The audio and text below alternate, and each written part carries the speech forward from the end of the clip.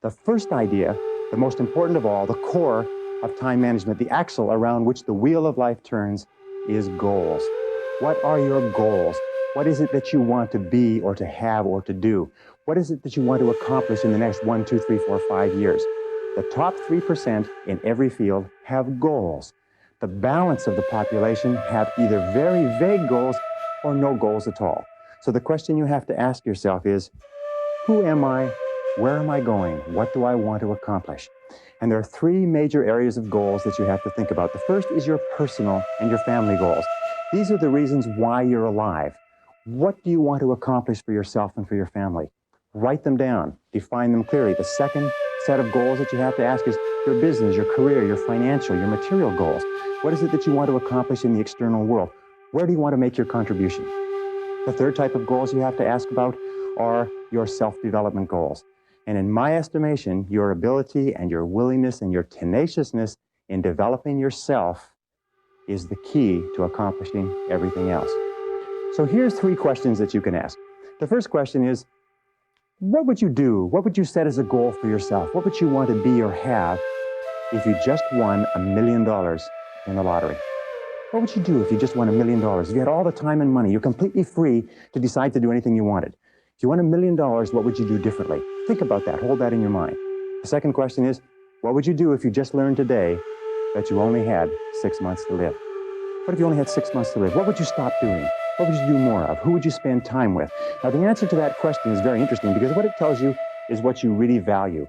What is really important to you? And what we have found is that self-esteem, satisfaction, happiness in life comes from getting your goals and your activities congruent with your values, with your priorities, with what you consider to be really important. Now, here's the third question. The third question is, what one great thing would you dare to dream if you knew you could not fail? If you knew beyond a shadow of a doubt that you could not fail, what one thing would you set as a goal for yourself?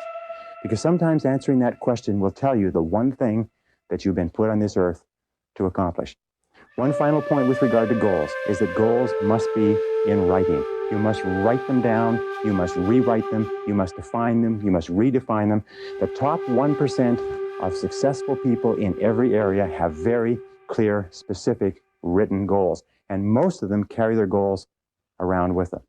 So let's go from goals as the core of success to point number 2, which is organized plans of action. In an interesting study, or a variety of studies that have been done, they've come to the conclusion that organized plans of action are the key to all success. In fact, action without planning is the cause of every failure. Action without planning is the cause of underachievement. Action without planning is the cause of frustration, time wastage, anxiety, stress, and lack of success in life.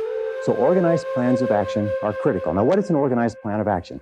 An organized plan of action is where you take your goal, you take your objective, and you write out every single step that you're going to have to follow in order to accomplish that objective. You write it out and you list all those plans of action, all of those different activities, and you organize them together into a plan that you can then implement on a day-to-day basis.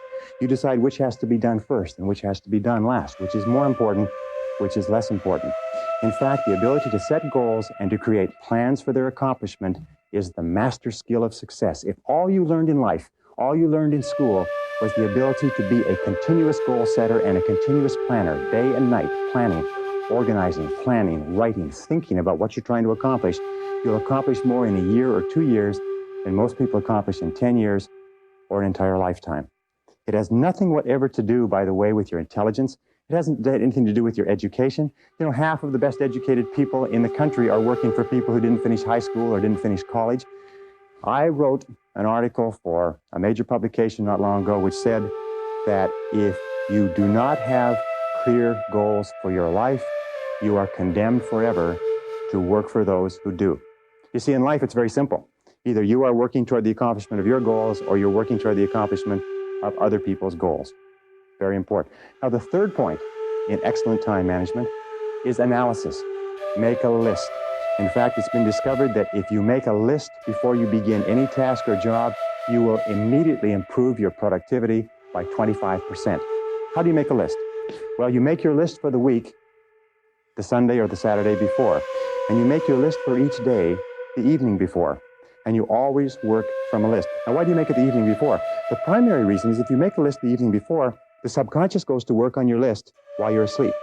And during the night, the subconscious will solve problems and bring insights to you. You'll wake up in the morning with insights, ideas, intuitions, answers that will make your day more productive.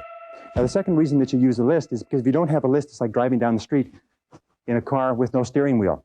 You just drift, and every bump, every interruption, everything that happens sets you off in a different direction. A list gives you a track to run on for the entire day. Another reason that you use a list is because with a list, you can analyze where you are. You can tell what is more important and what is less important. You can tell what is irrelevant, what can be delegated, what can be delayed, what can be put off. The most important reason for using a list, though, however, is this, is that when you use a list and you work down the list and you check things off, each time you check something off on a list, it gives you a feeling of accomplishment. Okay, now the fourth principle for effective time management is to set priorities.